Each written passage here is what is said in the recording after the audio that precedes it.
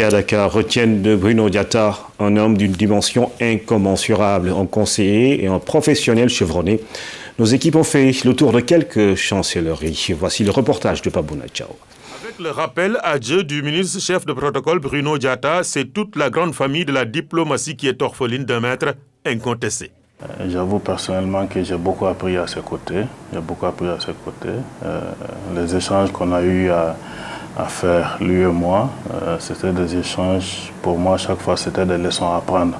Parce qu'il ne manquait pas d'occasion pour vraiment pour nous expliquer les règles élémentaires du protocole et même de la diplomatie d'une manière générale.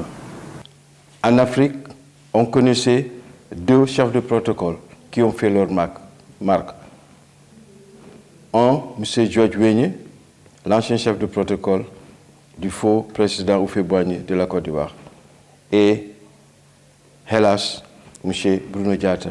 Bruno Diatta, un homme affable, une figure qui inspire l'ordre, le professionnalisme et surtout le sens du devoir.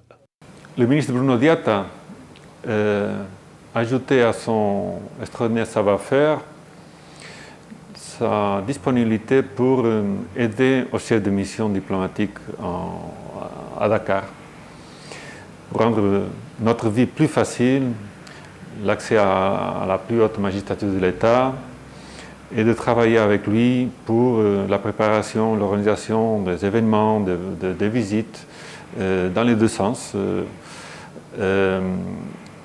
Et son extrême cordialité et gentillesse, c'était une marque.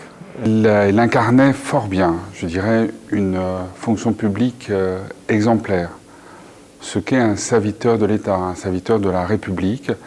Cela transparaissait par tous ses gestes, avec beaucoup d'élégance, de présence, une forme de discrétion aussi, des silences qui parfois étaient éloquents. À l'unanimité, les diplomates l'ont réaffirmé, le défunt chef du protocole de la présidence de la République est l'une des personnalités sénégalaises les plus respectées et les plus admirées. L'année 1978, il a été décoré en tant que commandeur de l'ordre de mérite civil espagnol. Et je pourrais souligner que lui a été le premier Sénégalais à recevoir une décoration espagnole. Je l'ai consulté de manière régulière sur des questions visant à rapprocher nos deux pays et peuples de la Sénégambie. Notre première rencontre marque le début d'une relation professionnelle exceptionnelle.